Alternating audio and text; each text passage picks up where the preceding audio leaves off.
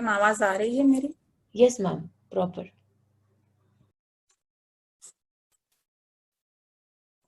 Thank you Ankit sir, पहले तो मुझे बोलने का मौका दिया आज।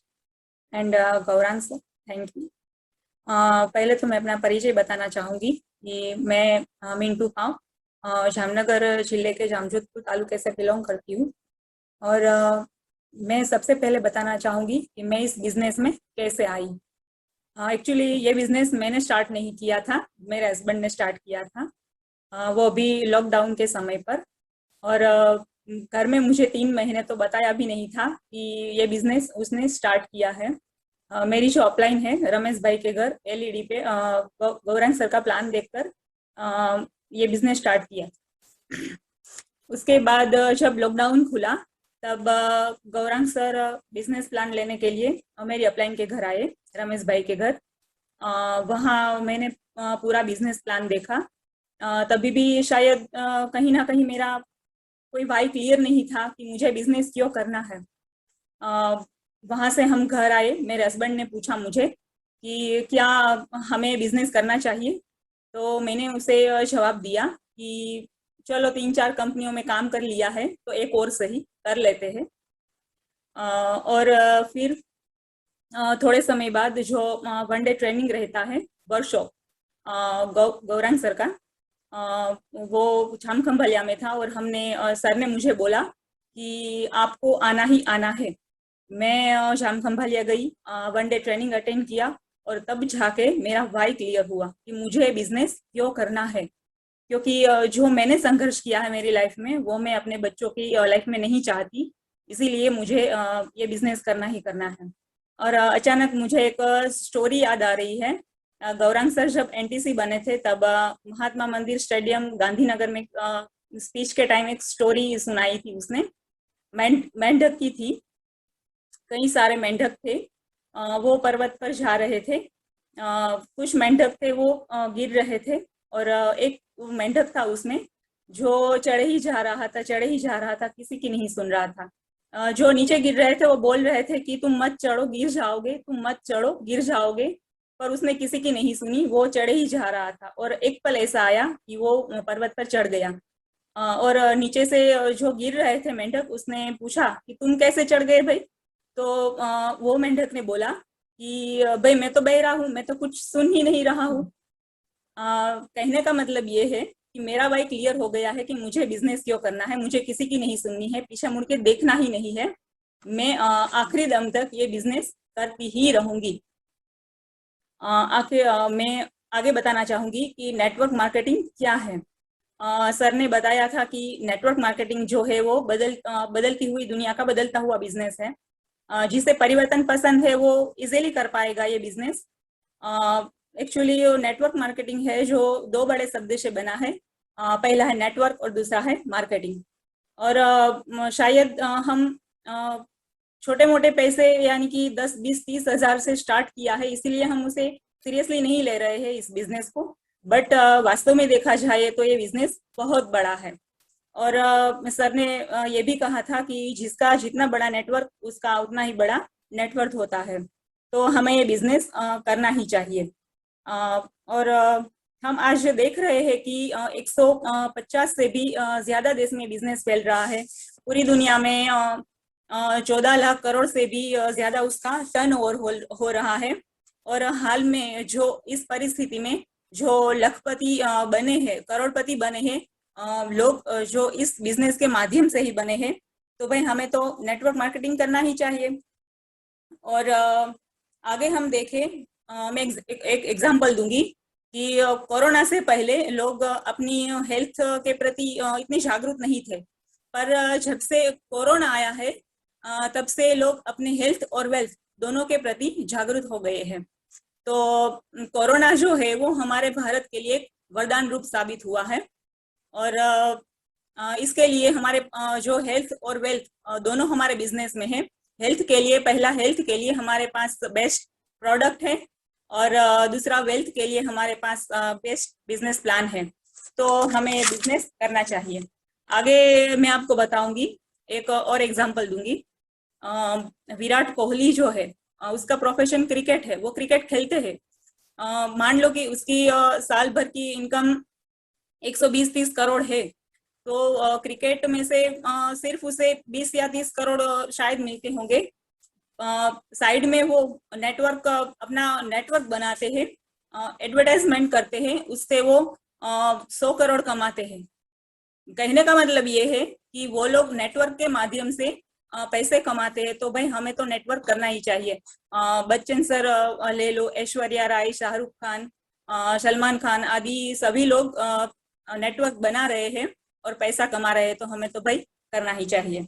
अब आगे बताऊंगी कि मुझे इसमें जो अच्छे पॉइंट लगे वो मैं आपको बताऊंगी, जो कि उसके फायदे भी है।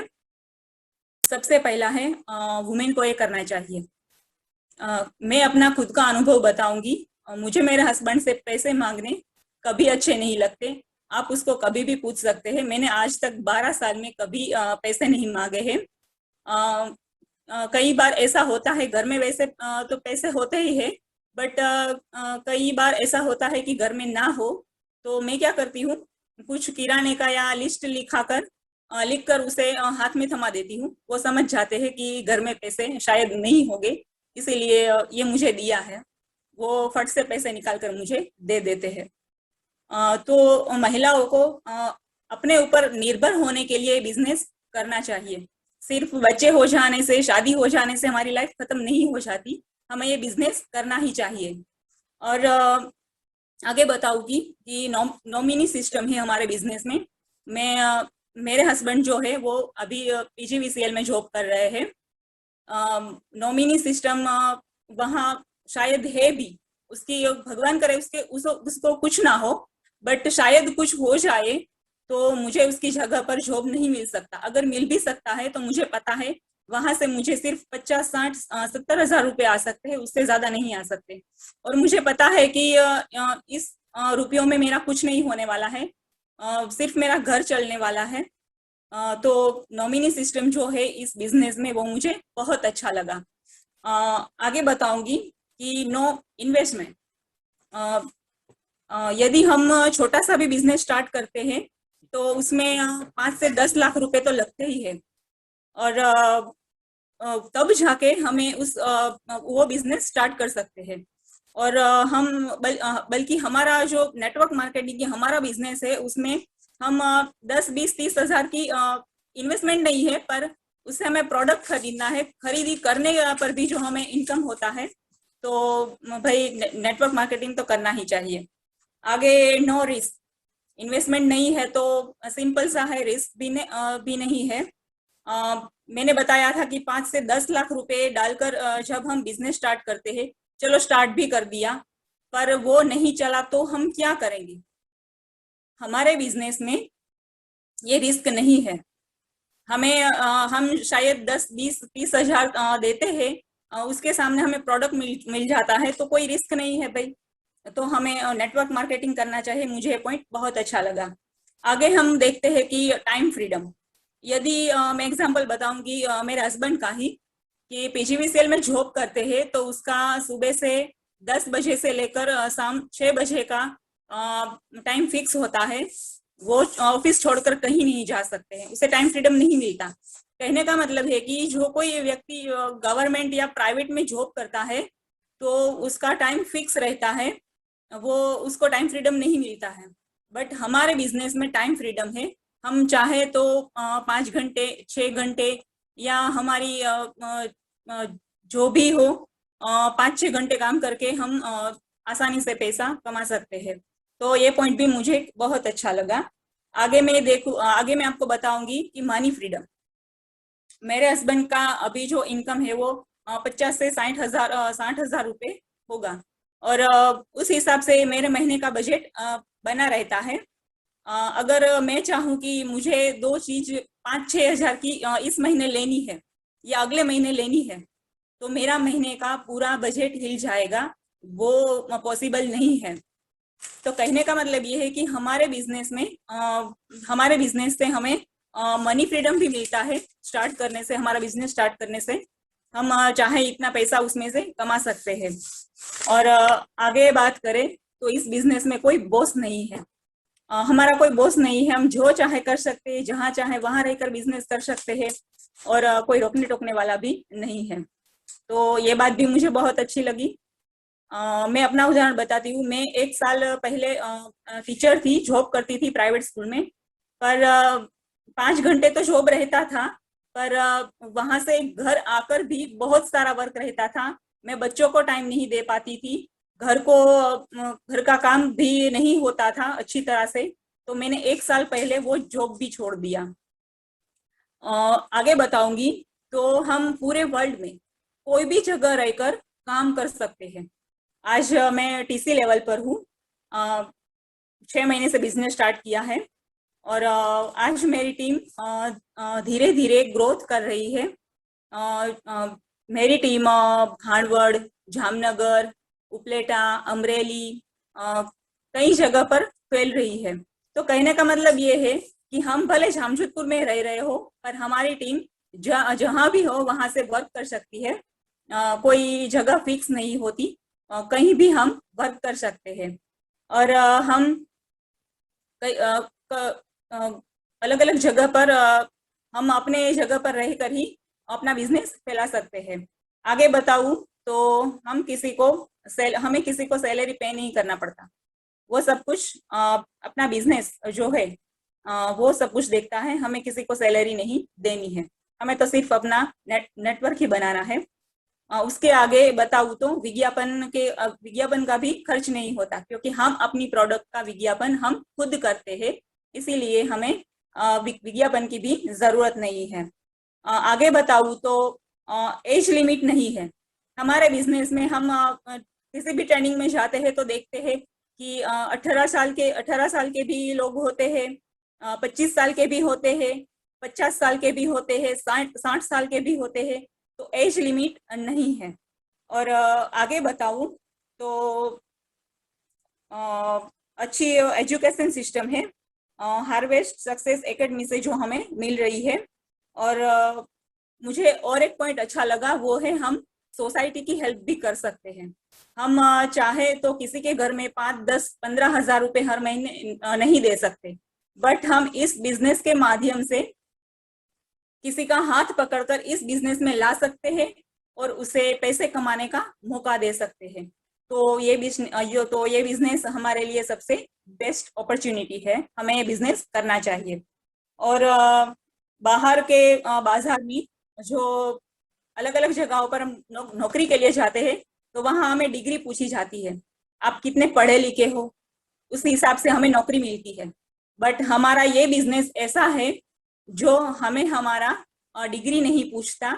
यहाँ 4, 5, 6, 8, 10 बार पास भी हो सकता है, और फेल भी जो है वो भी ये बिजनेस कर सकता है। मतलब कि हमारे डिग्री पर ये बिजनेस डिपेंड नहीं है, कोई भी व्यक्ति ये बिजनेस कर सकता है। आगे मैं आपको बताऊंगी नेटवर्क मार्केटिंग का फ्यूचर क्या है। नेक्स्ट 5 ईयर में $1 ट्रिलियन की ये इंडस्ट्री होने वाली है। तो इसीलिए हमें बिजनेस करना ही चाहिए, क्योंकि हम राइट टाइम पर है। और अभी तो 14 लाख करोड़ का टर्नओवर है। 2025 के आजू बाजू वो 140 लाख करोड़ का होने वाला है। तो भाई हमें बिजनेस करना चाहिए। और इस बिजनेस में प्रोफेशनल लोग भी आने वाले हैं। तो सर ने बताया था कि प्रोफेशनल लोग उसी लोगों के साथ काम करेंगे जो मास्टर हो गए इस फील्ड में। तो हमें उसके लिए मास्टर बनना पड़ेगा, जो हम उसको अपने साथ काम करना है। तो हमें भी मास्टर बनना पड़ेगा, हमें भी तैयार होना पड़ेगा, तभी वो लोग हमसे हमारे साथ काम करने के लिए रेडी होंगे। और सर ने वो भी बताया था कि 2020 से लेकर 2040 तक का जो पीरियड है वो भारत के लिए गोल्डन पीरियड होने वाला है। तो भाई हम राइट टाइम पर है, तो हमें ये नेटवर्क मार्केटिंग जो हमारा बिजनेस है वो करना ही चाहिए। और लास्ट में मैं अपना एक मैंने जो प्रोडक्ट यूज किया है, मुझे जो रिजल्ट मिला है वो मैं आप सबको बताना चाहती हूँ। मैं 1-1.5 साल के पहले गिर गई थी, और जो पीछे का स्पाइनल होता है वो थोड़ा लेफ्ट साइड हो गया था, और बहुत सारा पेन हो रहा था। कई जगह पर MRI करवाए, सब कुछ करवा लिया। सभी डॉक्टर्स ने यही कहा कि आपको वजनदार काम नहीं करना है, आराम करना है, और अभी तो एज ना बहुत छोटी है, तो आपका ऑपरेशन नहीं हो सकता। और आपको एक बेल्ट दी जाएगी, वो हर रोज सुबह से शाम तक पहननी है। और थोड़े दिन ये चला, फिर हमने बिजनेस स्टार्ट किया, और हमने बिजनेस के माध्यम से जो हमारी प्रोडक्ट होती है, उसमें से 95 नेटसीएम, नोवेदना कैप्सूल, नोवेदना जेल एंड चंपी तेल, जो प्रोडक्ट मैंने लगातार 5 महीने यूज किया और मुझे उसका रिजल्ट मिला है। अभी वो बेल्ट जो है वो बॉक्स में पैक करके मैंने फिर से रख दिया है। मैं बिल्कुल नहीं पहनती, मुझे बिल्कुल पेन नहीं होता, मैं बिल्कुल फिट एंड फाइन हूँ। तो मैं बहुत हैप्पी हूँ। पहले मेरा वाई नहीं क्लियर था, इसीलिए थोड़ी कंफ्यूज थी कि मुझे बिजनेस करना है या नहीं करना है। बट अब मेरा वाई क्लियर है, तो मैंने बोल दिया कि अब तो मरते दम तक ये बिजनेस कभी नहीं छोड़ना है। और लास्ट में मैं special thanks to Gaurang sir, जो आज जामशेदपुर ही थे, और उसे आज काम भी बहुत था, फिर भी उसने मुझे टाइम दिया था। Special thanks to Ankit sir, जो हर सैटरडे को हमें मास्टर बनाने के लिए आ जाते हैं, इसलिए थैंक यू सर। और थैंक यू पद्मा मैम, जो अहमदाबाद में हमें कोई काम रहता है तो वो हमें बहुत हेल्प करते हैं, सो थैंक यू। एंड जो मेरी अपलाइन है रमेश भाई, उसके माध्यम से मुझे ये बिजनेस मिला है, तो मैं उसे भी थैंक यू बोलती हूँ। और सभी अपलाइंस और डाउनलाइंस को भी मैं बहुत थैंक यू बोलती हूँ, एंड थैंक यू।